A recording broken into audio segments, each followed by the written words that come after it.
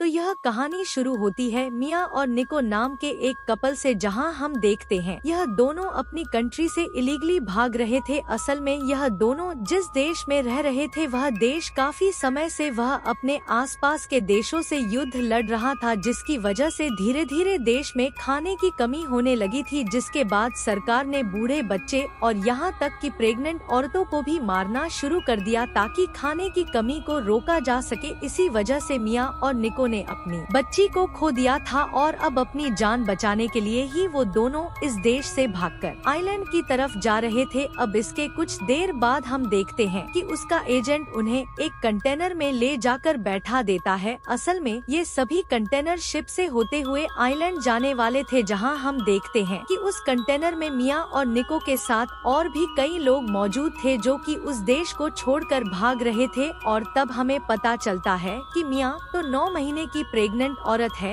जो कि आने वाले किसी भी दिन में एक बच्चे को जन्म दे सकती है। खैर, अब कुछ समय के बाद उनका कंटेनर ट्रक से होता हुआ पोर्ट के पास पहुंच जाता है, जहां कंटेनर का दरवाजा एकदम से खोल दिया जाता है, जिसके खुलते ही कई सारे लोग उस कंटेनर में घुसने की कोशिश करने लगते हैं और इसी भीड़ भाड़ में मिया और निको बिछड़ जाते हैं, जिसके बाद निको को मजबूरन दूसरे कंटेनर में जाना पड़ता है। अब इस घटना के बाद मिया बहुत डर जाती है और उस कंटेनर के बंद होने के तुरंत बाद वह निको को कॉल करती है, जहां निको उसे हौसला देता है कि वो हिम्मत ना हारे, क्योंकि एक बार शिप पर पहुंचते ही वह उसके पास चला आएगा। निको के इस दिलासे से कहीं जाकर मिया कुछ शांत होती है। इसके कुछ समय बाद मिया का कंटेनर पोर्ट पर पहुंचता है, जहां से उनका शिप चलने वाला था, लेकिन इससे पहले उन्हें चेक पॉइंट से गुजरना था, जहां पुलिस उस कंटेनर की तलाशी लेने वाली थी। अब जैसे ही एक पुलिस ऑफिसर उस कंटेनर को खोलकर देखता है तो उसे वहां कोई दिखाई नहीं देता है। असल में उस कंटेनर के अंदर एक सीक्रेट कंपार्टमेंट था, जहां वो सारे लोग छुपे हुए थे, लेकिन वह पुलिस ऑफिसर भी बहुत चालाक था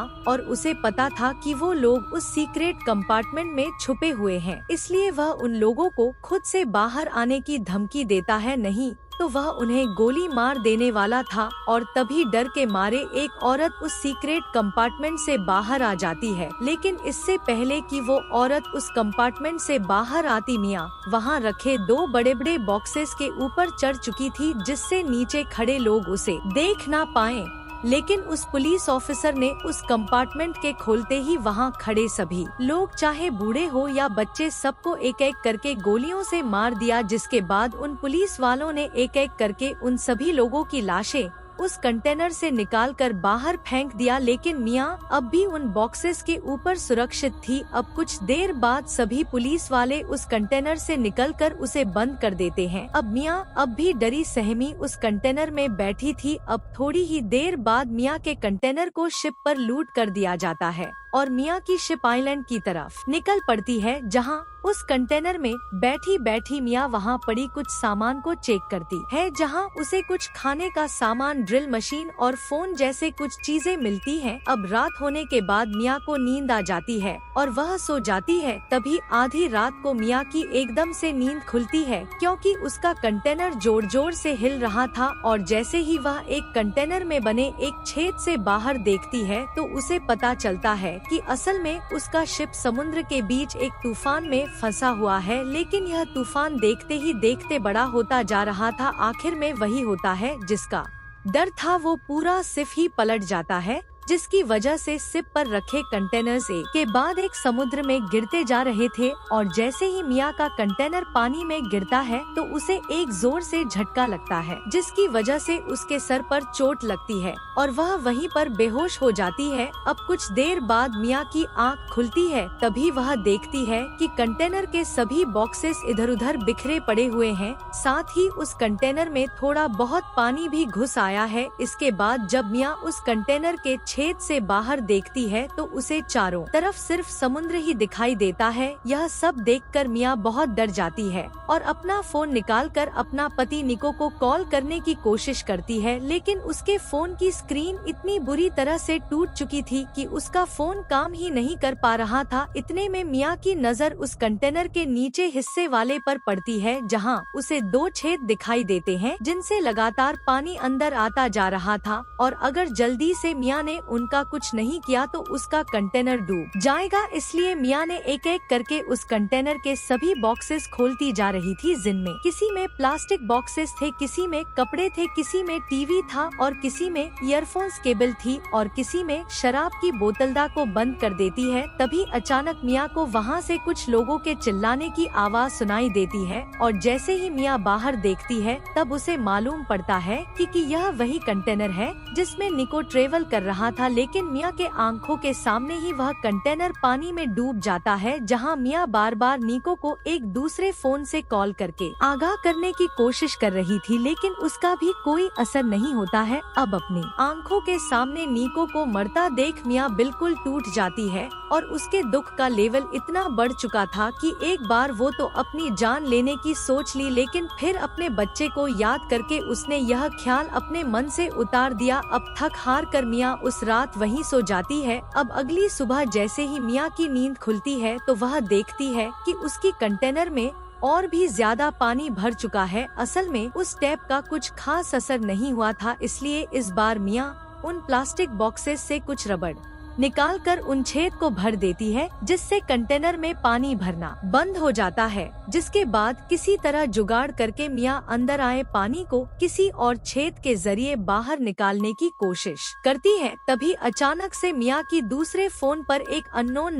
नंबर से कॉल आता है और यह कॉल निको का था, जहां निको उसे बताता है कि वह उस शिप पर था ही नहीं जिस शिप पर मिया की कंटेनर था, और तब कहीं जाकर मिया की जान में जान आती है। जिसके बाद मिया निको को बताती है कि कैसे वह समुद्र के बीचों बीच एक कंटेनर के अंदर बंद है। इसके बाद निको मिया से वादा करता है कि वह उसे बचाने जरूर आएगा। निको को फोन रखते ही मिया के पेट में दर्द होना शुरू हो जाता है, जिसका सीधा मतलब यही था कि मिया अब किसी भी वक्त अपने बच्चे को जन्म देने वाली थी। तभी हम देखते हैं कि समुद्र में आंधी तूफान आना शुरू हो जाता है और उस कंटेनर के अंदर का माहौल भी बिगड़ना शुरू हो जाता है, जहां पूरा कंटेनर तूफान के कारण जोर जोर से हिचकोले खा रहा था और साथ ही उस कंटेनर में पानी भी भरता जा रहा था। और इसी माहौल के बीच मिया की बेटी नोआ पैदा होती है और मिया किसी तरह अकेले ही उस दर्द के साथ साथ अपनी बच्ची को संभालती है। खैर, इसके बाद अगले दिन की सुबह होती है, जहां हम देखते हैं कि नोवा रोना बंद ही नहीं कर रही थी। साथ ही मिया का खाना अब लगभग खत्म हो ही चला था और तभी मिया को यह आइडिया आता है कि क्यों ना वो उस ड्रिल मशीन से उस कंटेनर के छत पर एक छेद बना दे ताकि वह उस कंटेनर से बाहर निकल सके। इसके बाद मिया उस कंटेनर में ड्रिल करना शुरू कर देती है, लेकिन आधे रास्ते में मिया की ड्रिल काम करना बंद कर देती है। जिसके बाद मिया एक छोटे चाकू से उस कंटेनर को काटने की कोशिश करती है, लेकिन इतने छोटे चाकू से इतना मोटा लोहा काटते काटते मिया के हाथों में छाले पड़ जाते हैं। लेकिन मिया आखिरकार उस कंटेनर को काटने में कामयाब हो जाती है और जैसे ही मिया उस कंटेनर से बाहर आकर खुले आसमान के नीचे बैठती है तो उसे बहुत अच्छा लगता है,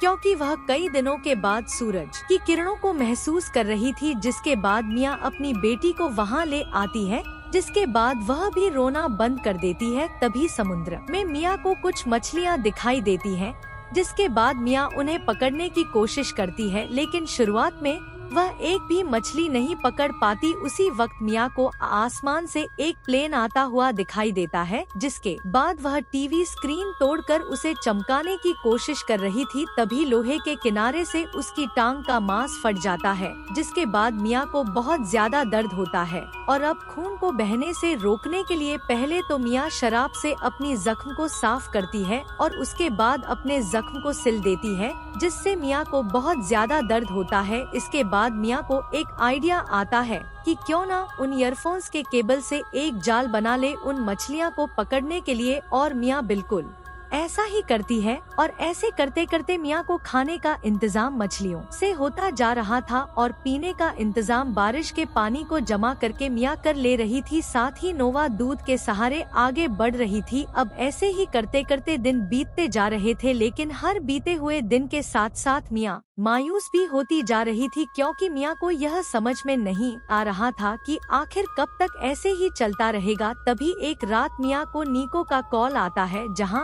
वह उसे बताता है कि वह वो एक सीप से उसके पास आ रहा था, लेकिन उसे पुलिस ने पकड़ लिया और पुलिस से दूर भागते वक्त उसे गोली लग गई। अब उसका इतना खून बह चुका है कि शायद बच ना पाए। आखिर वह मियाँ से माफी मांगता है कि वो उसे बचाने नहीं आ पाया। जाने से पहले मियाँ निको की उसकी बेटी नोवा से बात करवाती है। अब यह सुनने के बाद मियाँ बहुत टूट जाती है, क्योंकि उसे समझ में नहीं आ रहा था कि वह करे तो क्या करे। लेकिन मियाँ को जीना ही था, वो भी अपनी बच्ची के लिए। और सही मायनों में मियाँ अभी इसीलिए ही थी क्योंकि वह अपनी बच्ची को सुरक्षित देखना चाहती थी। इसके बाद अगले दिन की सुबह होती है और मियाँ उन प्लास्टिक की बॉक्सेस से एक छोटी सी नाव बनाना शुरू कर देती है ताकि वह किसी भी बुरे हालात में नोवा को बचा सके। अब इस नाव को बनते बनते रात हो जाती है, जहाँ रात को अपने आप ही उस कंटेनर में पानी भरना शुरू हो जाता है। जिसके बाद मियाँ अपना जरूरी सामान लेने उस कंटेनर में आ जाती है, जहाँ उसका पैर एकदम से उस कंटेनर में फंस जाता है। इसके कुछ देर बाद वह कंटेनर भी समुद्र में डूब जाता है। उधर नोवा अपने नाव के सहारे समुद्र के लहरों की वजह से उस कंटेनर से दूर होती जा रही थी। उधर कंटेनर में